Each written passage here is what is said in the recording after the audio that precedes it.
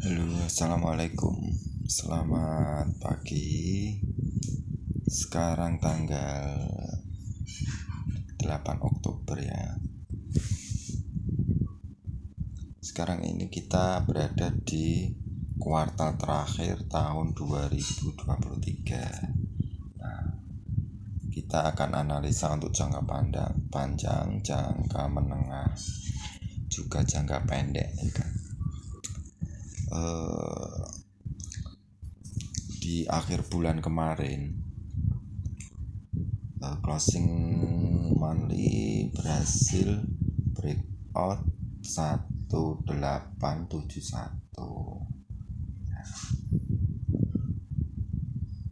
Zona supportnya hingga 1909. Oke, saya perjelas dulu hasil breakout di kuartal ketiga. Sekarang kan kuartal keempat nih, ini ya. Ini support dari low ke high. Ini ada posisi buyer sebagai support. Nah, ini udah direspon di 3 bulan sebelumnya. Dari support ini, support di sini ini direspon oleh buyer. Ya kan, tolak gitu. Ini hasil penolakan dari sebuah support. Kemudian di closing September ini berhasil breakout. Oke. Nah, breakout sekarang ini berada di support yang ini. Nanti akan sampai di sini juga. Sekarang support yang kedua, kita tarik garis ya. Support pertama sudah di breakout. Support kedua dia ada di 1785. 1785 ini pernah dites, namun masih belum bisa break. Nah, dalam 3 bulan ini kemungkinan kita akan nge-break. Nge-breaknya itu juga nggak semudah langsung begitu saja, ndak ada prosesnya. Nanti prosesnya di time frame yang lebih rendah. Nah, ini berarti kalau support kedua ini berusaha menolak, maka dia harus membawa keluar minimal closingnya weekly dan daily harus di atas 1875 keluar di sini. Ini kan antara break atau ditolak seperti itu ya. Nah, kemungkinannya akan diuji sampai mungkin sebulan sampai 2 bulan. Nah, kita turun time frame. Sebelum kita ke support berikutnya, di sini ada lagi support mandi ya, ini ya. Bukan support daily, supportnya emang besar ya begini. 1676 support ketiga. Oke. Sebelum sampai ke sini kita akan turun time frame untuk memperjelas detailnya support resisten atau posisi seller dan bayarnya. Kita akan melihat sampai yang floating nanti juga diperlihatkan keinginannya ke berapa juga dijelaskan juga. Oke. Nah, di sini ini sama yang mandi tadi, cuma kalau turun time frame bentuknya adalah wave. Nah, sekarang penurunan ini dia terbentur sama support weekly. Support weekly-nya ada di sini. 1818. Oke. Nah, makanya bayar sampai hasil NFP pun dilawan karena berbenturan kan dengan closing weekly. Jadi buyer ini berusaha mengangkat harga, menolak gitu loh. Menolak dari penetrasi support ini. Ini kan kritis, kalau ini nge-break dia akan ngejar yang ke sini. Gitu loh. Makanya buyer ini bertahan. Nah, dari sisi resistennya ada di sini. Dari ekor ini ke sini ini juga resisten walaupun kecil ya kalau dilihat dari weekly. Kita turun time frame. Nah, turun time frame. Nah, supportnya yang tadi 1818 kita kasih garis pakai warna yang berbeda ya. 1818 kasih warna merah. Ini supportnya yang tadi kelihatan dari weekly itu. Ini yang merah. Dari low ke high ini kan buyer kelihatan kan. Anda bisa menyorotnya lebih dekat. Nah, kelihatan kan bayarnya. Nah, buyer position ini yang menjadi pendukung buyer pada saat NFP kemarin sana. Nah, buyer ini mendukung ini gitu. Maka ini tuh dengan sangat meyakinkan dia posisi buy. Nah, targetnya adalah mengalahkan posisi sellernya. Ini posisi seller sebagai resisten, ini juga seller. Kita lihat untuk resisten jangka menengah sekarang. Kita sorot harganya berapa. 1865 harga high.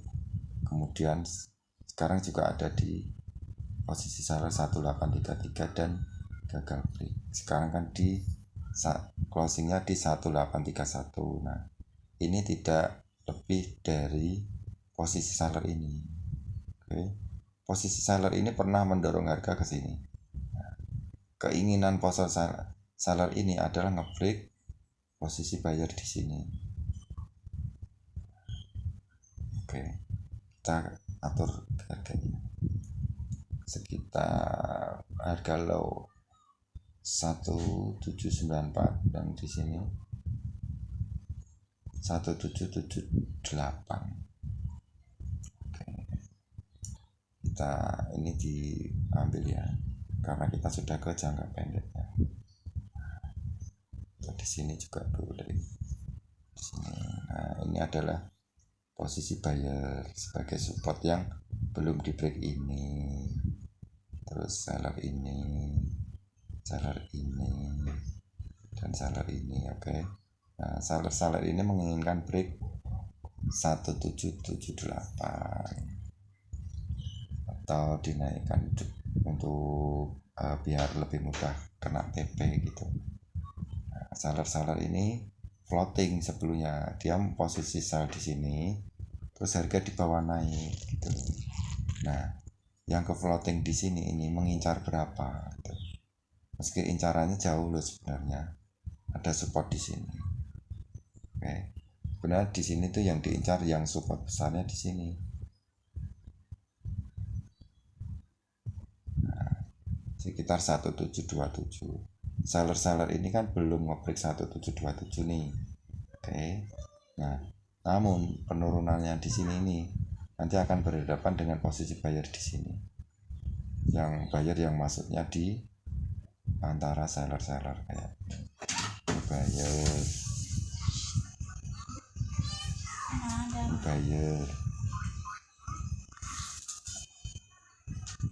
ini buyer.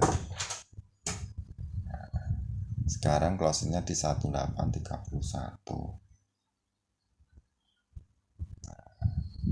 Jika Anda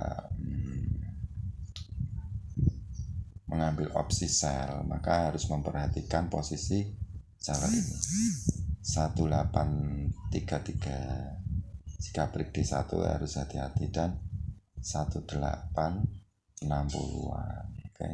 Kita kasih garis disesuaikan ya. 1865.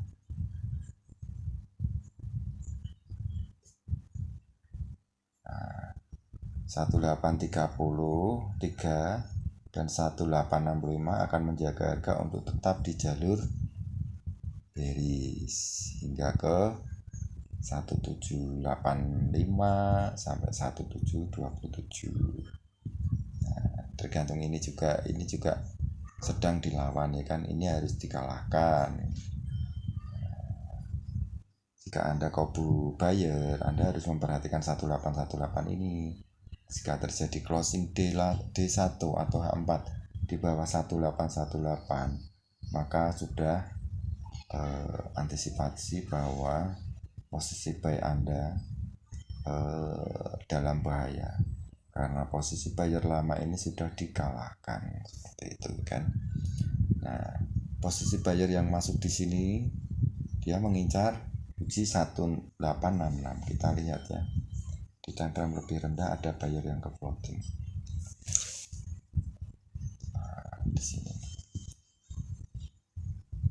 Ini juga posisi floating, buyer masuk dari sini. Ini buyer.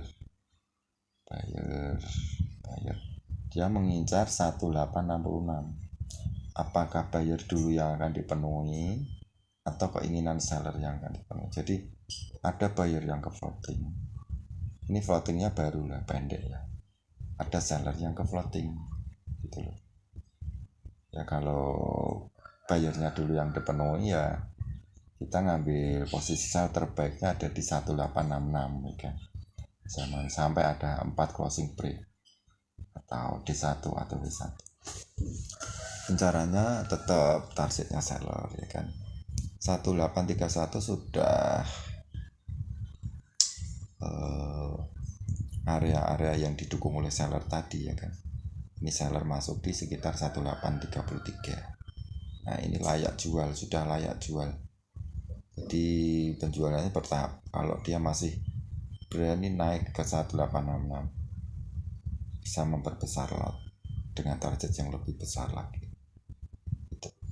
Karena kita juga melihat ada buyer yang ingin naik ke sini ya kan. Maka kalau nge-sell di sini jangan overload.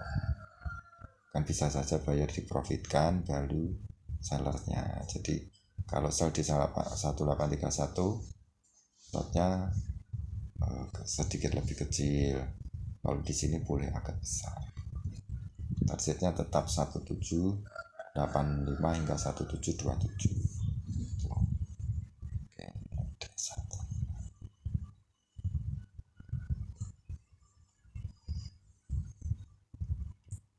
Jadi ini 1833 dan 1866 menargetkan 1727. Nah, antisipasinya jika sell di 1865 itu lebih cenderung bisa misalnya break D1 atau W1 bisa locking dulu atau cut loss. Nanti jika D1 kembali di bawah 186 sinyalnya menjadi kembali sinyal sell seperti itu.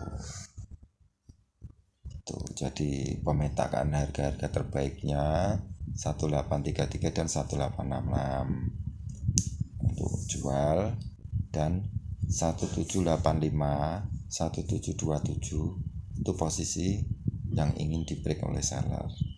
Kalau posisi buy terbaik ya di 1727 dan 1690. Ini ada buyer kedua, support kedua. 1727 support 1, wave-nya ya support kedua. Jadi ini sedang mencari posisi jual yang terbaik gitu.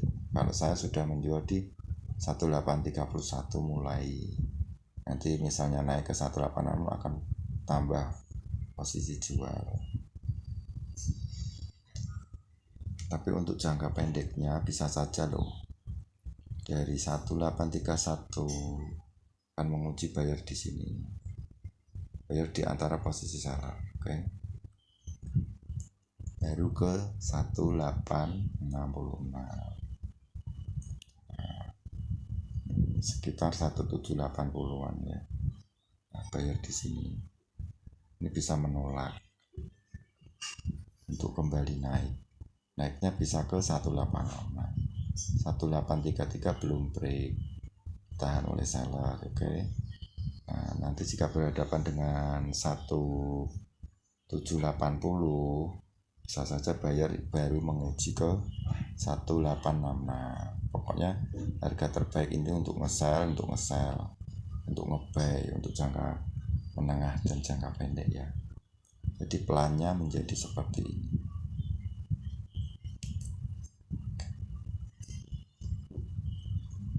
Seperti ini. Naik. Baru ke 1727. Nah, jadi seperti ini plannya. Oke. Ini plan itu perencanaan, pemetaan harga-harga terbaik dan targetnya seperti itu. Oke, bisa dipelajari. Semoga bermanfaat. bermanfaat. Terima kasih. Assalamualaikum.